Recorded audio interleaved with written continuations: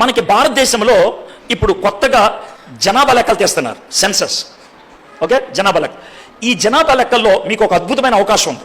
ఒక అద్భుతమైన అవకాశం ఏంటనంటే, ఇంతకాలం ఎస్సీలుగా కొనసాగి హిందూ అని పెట్టుకున్నటువంటి వాళ్ళకి ఏమాత్రం కష్టం లేకుండా ఒక చిన్న రాతతో మీ క్రిస్టియన్గా గుర్తింపు పొందే అవకాశం ఈ ఒక్కసారి ఇచ్చారు. ఇది గనక వదిలేస్తే మళ్ళీ రాదే మీకు. తర్వాత నేను అవ్వుదామంటే కూడా అవ్వనివ్వరు. తర్వాత వచ్చేటువంటి ప్రభుత్వం ఎంత కఠినంగా ఉంటుందో మీకు తెలిసిందే.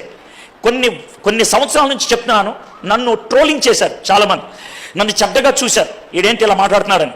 ఇప్పుడు అర్థమవుతుంది మీకు పరిస్థితులు ఏంటో, కాబట్టి ఇప్పుడైనా మీరు అర్థం చేసుకోండి.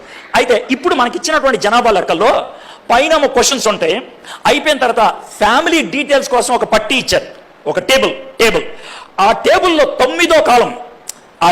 9వ కాలం మతం, రిలీజన్ పెట్టారు.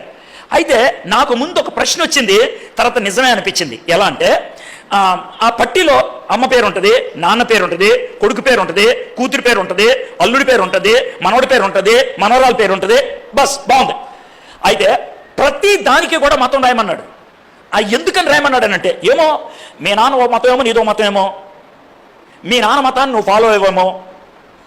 అంటే భారత ప్రభుత్వం ఏం గుర్తించిందంటే, మతం అనేది కుటుంబానికి సంబంధించింది కాదు, వ్యక్తికి సంబంధించింది. నాకు నచ్చింది, అర్థమైందా?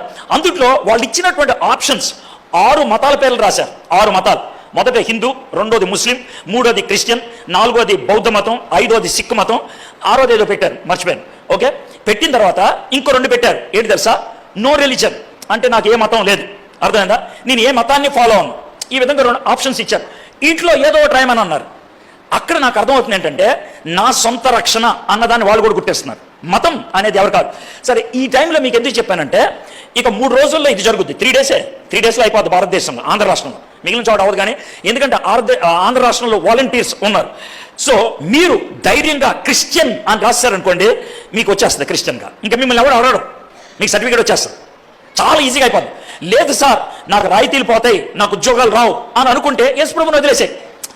నేనేమంటలేదు, నేనేం బలవంతంగా చేయట్లేదు. ఓకే, నువ్వు హిందూగా చలమని అయిపో, జై శ్రీరామ్ అను, అయిపోయింది, నో ప్రాబ్లం, దానికి ఏం ప్రాబ్లం లేదు. అయితే నేను ప్రైజ్ లాట్ అంటాను, కానీ నాకు మాత్రం ఇవన్నీ కావాలి అంటే కుదరదు.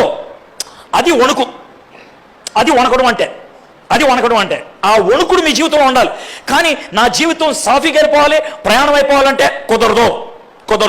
పౌలు భక్తుడు భయముతోనూ వణుకుతోనూ ఈ పని చేయమని ఎంతో అంటే, నువ్వు కాంప్రమైజ్ అవ్వడానికి వీల్లేదు, నువ్వు కేర్లెస్గా ఉండడానికి వీల్లేదు.